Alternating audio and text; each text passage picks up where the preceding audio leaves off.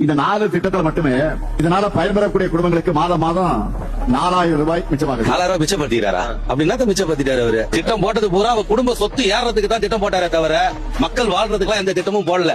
திட்டம் போட்டோன்ற பேர்ல அவங்க செஞ்ச மகா சாதனை என்னன்னா, எங்க கிட்ட இந்த பஸ் பேர் வந்து 10 ரூபாய் இருந்த பஸ் பேரை 29 ரூபாய் ஆக்கி லேடிஸ்க்கு இலவச பஸ் கொடுக்குறன்ற பேர்ல ரீலக்ஸ் பஸ் ஒண்ணு விட்டு 40 ரூபாய் புடுங்கினதான் மிச்சம். அப்புறம் அந்த 1000 ரூபாய் கொடுக்குறன்ற பேர்ல மகளிருக்கு வீட்டு வரி வந்து 4500 ரூபாய் இருந்தது. எடப்பாடி வந்து ஆட்சி விட்டு இறங்கும் போது அப்படியே 9000 ரூபாய் ஆக்குனாங்க. அப்படியே 9000 ரூபாய் ஆக்குனாங்க. அதுல ஒரு 4500 எடுத்துங்க. கரண்ட் பில்லு என் வீட்டுல 1500 ரூபாய்க்கு மேல கரண்ட் பில் ஆனதே கிடையாது. 2 ஃபேனு, ஒரு டிவி, 3 டியூப் லைட், ஒரு 0 வாட்ஸ் பல்பு பாத்ரூமுக்கு, அவ்வளவுதான். 1500 ரூபாய், 1200 ரூபாய், 1300 ரூபாய் மேல ஏறினதே கிடையாது. இன்னைக்கு 2500 ரூபாய் கரண்ட் பில். அதான் ஸ்லோ பாய்சன் மாதிரி, அப்பப்போ ஸ்லோ பாய்சன் மாதிரி இவ்வளவு ஏத்திட்டேன் ஏத்தி தொலைச்சிட்டீங்க.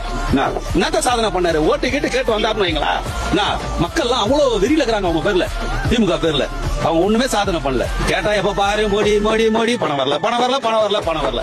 அப்ப மோடி 19 ஸ்டேட்ல ஆள்றாரு, அங்கெல்லாம் பணம் கொடுக்காம தான் அங்க ஆள்றாங்களா? அங்கெல்லாம் மக்கள் வாழலையா? நீ மட்டும் தான் இங்க ஆட்சி பண்றியா? மதசார்பின்மை சொல்றிய, உனக்கு மதசார்பின்மை சொல்றதுக்கு உனக்கு இன்னும் யோக்கியதை இருக்குது. திருப்பரங்குன்றத்துல தீபம் 1/2 லிட்டர் எண்ணெய் ஒரு திரியில முடிய வேண்டிய விஷயத்த ஊதிய பெருசாக்கி அந்த ஊர் மக்கள் எல்லாம் அடக்குமுறைன்ற பேர்ல அடக்கி இன்னைக்கு வந்து முஸ்லீமுக்கு வந்து பர்மிஷன் கொடுக்குற, எந்த அடிப்படையில கொடுக்குற? அப்ப நீ மதசார்பின்மை பத்தி பேசுறதுக்கு உனக்கு யோக்கியதை இருக்குதா?